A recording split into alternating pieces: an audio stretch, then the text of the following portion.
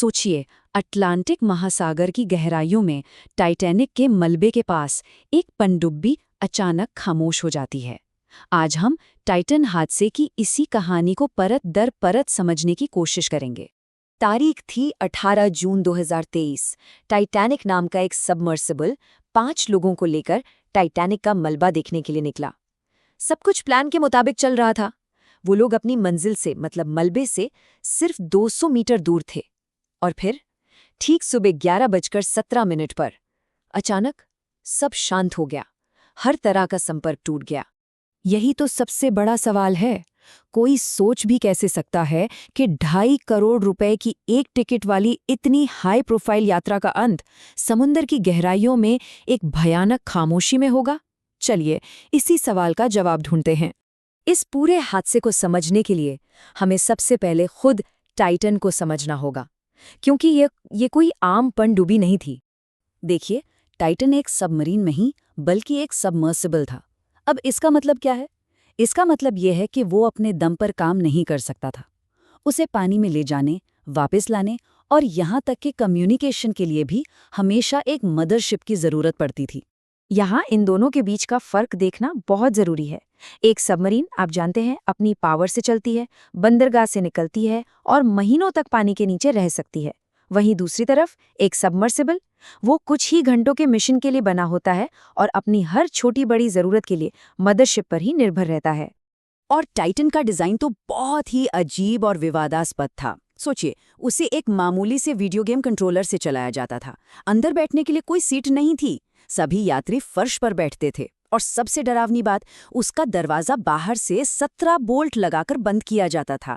इसका मतलब ये हुआ कि अंदर बैठे लोग किसी भी इमरजेंसी में खुद से बाहर आ ही नहीं सकते थे।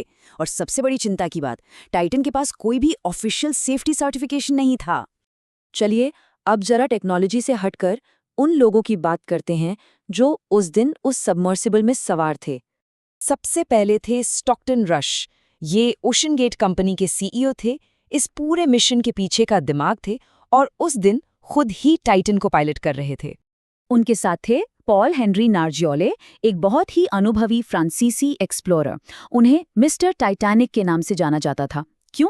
क्योंकि वो 1-2 बार नहीं बल्कि 37 बार टाइटैनिक के मलबे तक जा चुके थे। तीसरे यात्री थे हामिश हार्डिंग, एक ब्रिटिश अरबपति और एडवेंचरर, जिनके नाम पर 3 गिनीज वर्ल्ड रिकॉर्ड थे।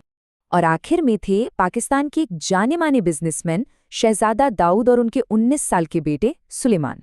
बाद में आई रिपोर्ट्स ने ये बताया कि 19 साल के सुलेमान इस सफ़र को लेकर काफ़ी डरे हुए थे।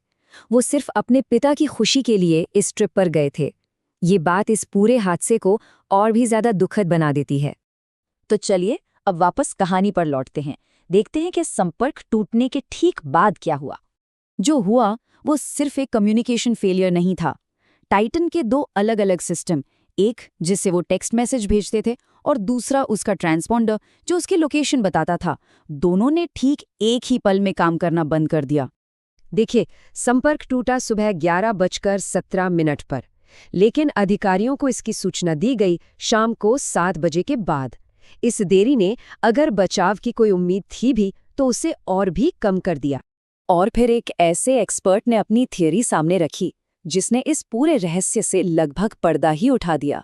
ये एक्सपर्ट थे जेम्स कैमरून। जी हाँ, वही टाइटैनिक फिल्म के डायरेक्टर।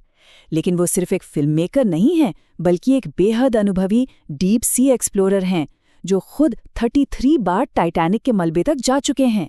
जैसे ही जेम्स कैमरून ने सुना कि 2 सिस्टम एक साथ बंद हुए हैं, उन्होंने तुरंत कहा कि इसका मतलब सिर्फ एक ही चीज हो सकती है, एक विनाशकारी इम्प्लोजन। अब ये एक्सप्लोजन और इम्प्लोजन आखिर है क्या? देखिए, एक्सप्लोजन का मतलब होता है बाहर की तरफ फटना, जैसे कोई बम फटता है। और इम्प्लोजन का मतलब है जब बाहरी दबाव इतना ज्यादा हो कि कोई चीज अंदर की तरफ ही पिचक जाए या ढह जाए।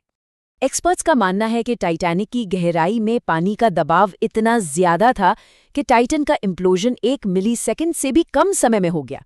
मतलब हमारी पलक झपकने से भी 100 गुना ज्यादा तेजी से सब कुछ एक पल में ही खत्म हो गया।